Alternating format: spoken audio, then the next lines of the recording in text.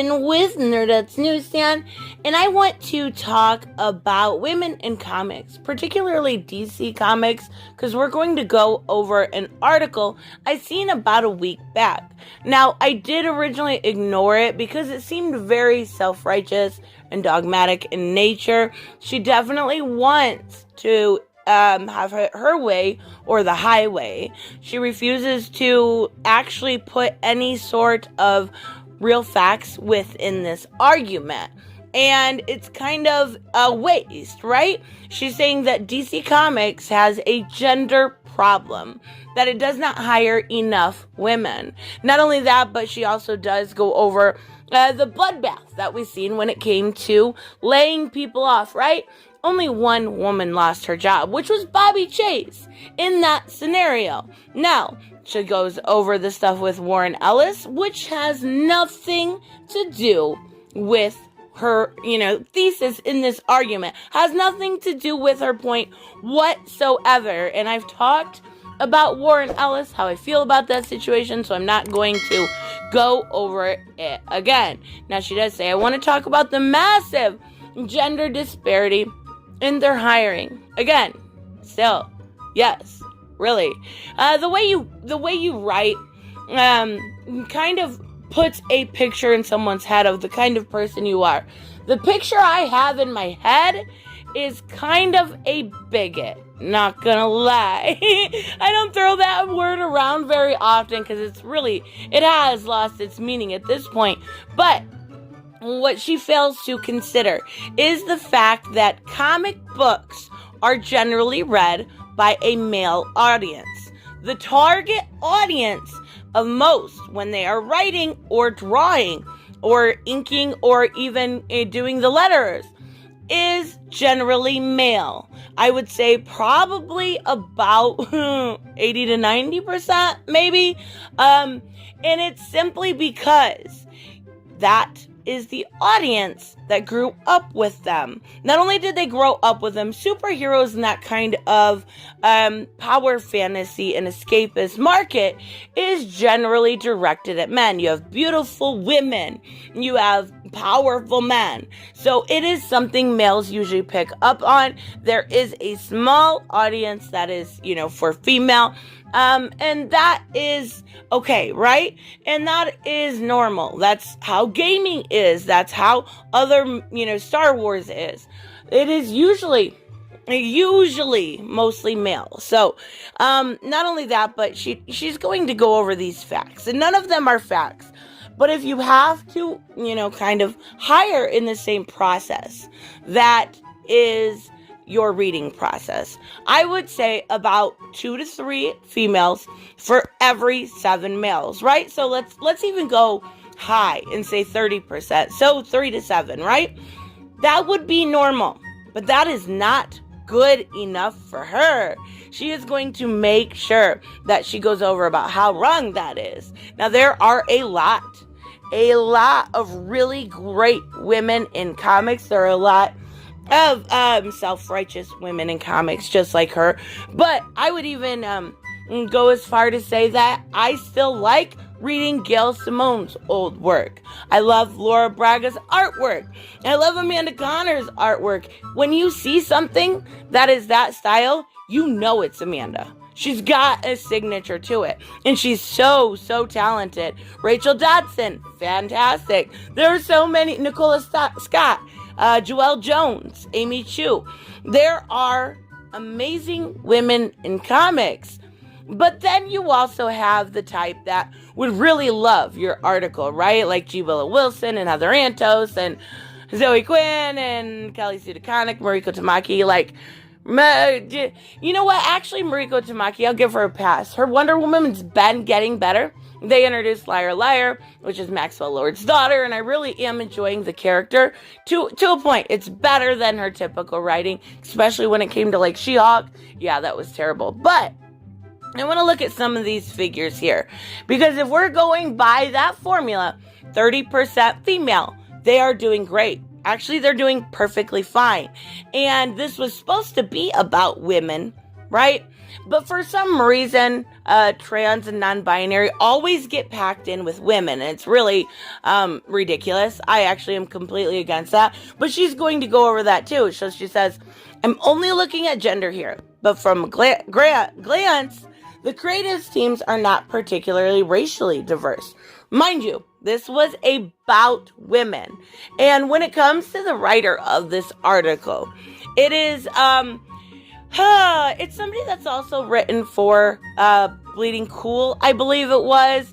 I went to her actual Twitter timeline and I was repulsed. So yeah, if that tells you much, she was ridiculous. Especially the writers. I would imagine the representation when looking at sexuality, religion, and ability is not great either. I looked at a project. So here, do you remember in high school when you did projects and you did actual scientific research? You had to have a hypothesis and a control group and independent variables and dependent variables, right? You would know if you did those things and didn't cheat your way through high school that 8 projects is not a big enough sample size. 8 projects is teeny. I don't care if it was an anniversary edition.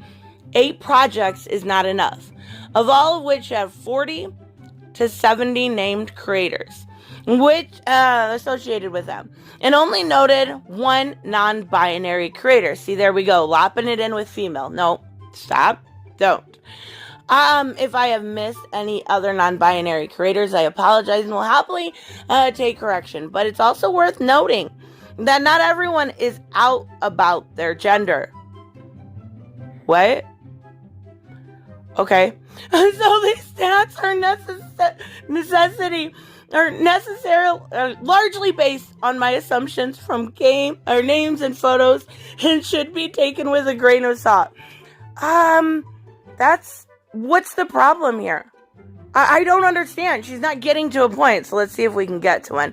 Many gender analysis of comics only look at writers and pencilers, but I have included inkers, colorists, letterers, cover artists, and pinup artists because they all worked on these comics and should get the credit, and they all got paid to do so. Wait, I just gotta ask a question. How do you come out about your gender? I don't understand. I don't understand at all. Okay, and they all got paid to do so, which is important to remember when we're talking about jobs women aren't getting. Women aren't interested in those jobs either. Women aren't nearly as interested as men are in those jobs. You gotta take that with some sort of consideration, but of course not. So she's going to talk about the Robin 80th anniversary 100 page, right? And it had 10 stories plus, pinups and all that stuff. It says out of 10 stories in the Robin issue, 7 have no female creators at all. 2 are written by women. We're back to that. So there was 10 stories and 2. That's 20%. That's where we're going back to. That's okay. And 1 had a female penciler. One of the pinups was drawn by 2 women. That makes a grand total of 5 women out of 48 creators, or 10%. So that is a little low. I'll give her that one. It's a little low, but I was being very, very nice with the numbers that I said. She talks about the Catwoman 80th anniversary, and we'll just cut to brass tacks here. With no female creators at all and a whopping 12 women. Yes, I'm rolling my eyes. See, this is when people want to hit you in the face. In the book, including 2 writers and 2 pencilers, 48 creator total, a solid 25%. Fucking perfect. Perfect. Absolutely perfect. What is wrong with that? There is nothing wrong with that whatsoever. So she does do the same thing for, we've got Joker 80th anniversary, 8% women, little low, right? And then we've got the Green Lantern 80th anniversary story, 54 creators, just 13%. Still a little low, fine. You gotta realize that these are anniversary editions. You know what that says about women? Actually, it's really, really bad. Thank you for pointing this out. They want the best of the best on Anniversary. They want the best talent, the best writer, the best penciler, everything, right? Oh, they didn't cut it? They didn't cut it? What? That's really quite insulting. Thank you for insulting us all. I really, really appreciate it. So, oh boy, let's take a look at this one. There were 5 female writers on this book. What book are we talking about here? Wonder Woman. And 17 women, or 35%. Absolutely perfect. However, it doesn't take into it. See, she's going to figure out a way to make this her narrative perfectly. She's going to take into account 25 variant covers, right? Which 20 of those were from men, 5 from women. Still not a bad number, which drops it to 30%. What's the issue? I really don't understand the issue whatsoever. And I think a lot of this has to do with just her really kind of changing things for her narrative, right? Really kind of making it seem like this is such a bad number that it should be split 50-50. No, that will never happen.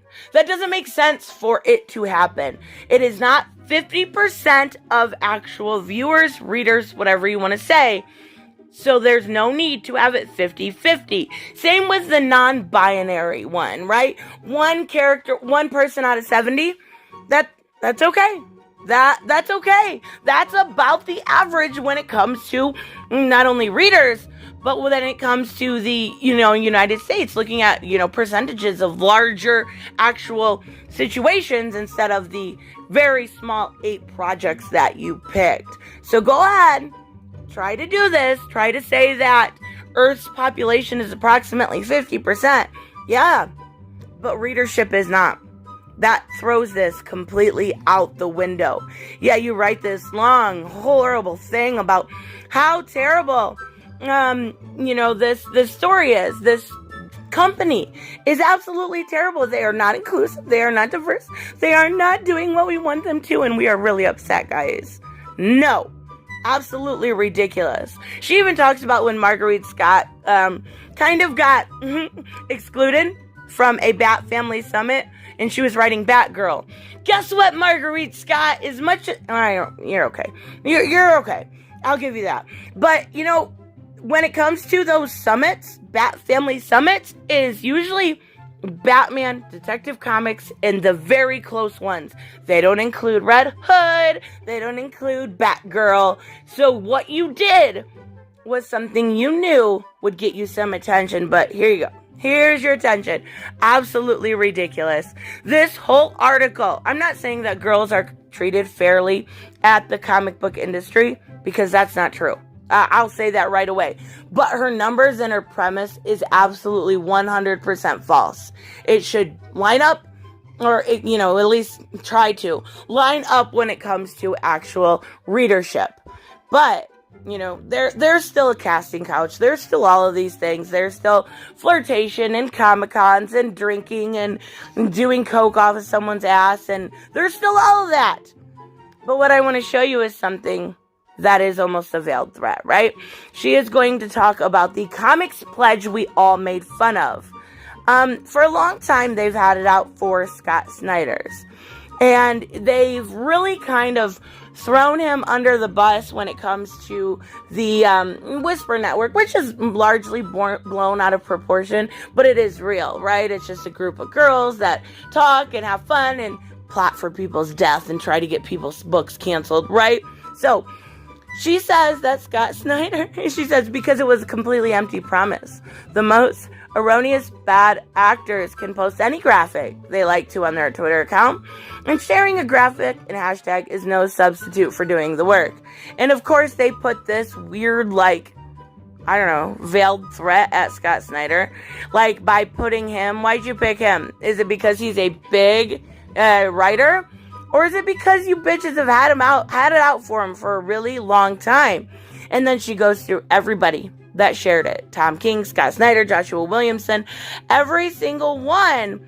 And then she just said, right? She just said that posting that meant nothing. But then she says, well, how about people like Brian Michael Bendis, like Brian Azzarello? What about Jeff Johnson, Ed Brubaker? Did they say anything? What about Greg Rucka or Chip Zdarsky? None of these men have built careers off writing strong female characters for are you fucking kidding me? Okay, I just figured it out. This bitch is dumb. For a largely female audience. No. Okay. Did a single one of these 216 men credit across the books ever ask where the women were? They're there. We've had. Bobby Chase did a great job for quite a while until the actual, what's it called? And the digital first, right? She did a great job. There's clearly, I named you. How many more do you want me to name you? I can keep going. What about Adriana Mello or Becky Cloonan? What about Babs Tarr? Like, come on. Quit playing with your bullshit. Nobody wants to give you attention. Nobody wants to tell you how smart and great you are. You don't deserve backpats. What you need is a little bit of self-reflection and learning how to be able to look at yourself in the mirror and not gag. That's all I'm going to say. Anyways, let me know, of course, what you guys think about this. I flew through this because it was a long article. I'll put it in the pinned comment if you want to check it out for yourself. If you have 20 minutes of time you absolutely want to waste. And I will see you guys in the next one. Bye-bye. Hey guys, I want to give a huge shout out to my Patreon and subscribe stars. You guys literally make this channel possible. Huge thank you to Cage the Mick, Robert Mick Twiz, Black Knight Fool, Brucey, Chris Z, David L, David Rafford, Jeffrey Allen Carnes, Mighty Balls, Mike Buckner, Maizen Barbosa, Ruskar, Ryan Decker, Robert Hoffman, and Doc Holliday. You guys are absolutely amazing, and thank you so much for all your support. Don't forget on the way out to like as always if you enjoy the content and hit subscribe. And I will see you in the next one. Bye-bye.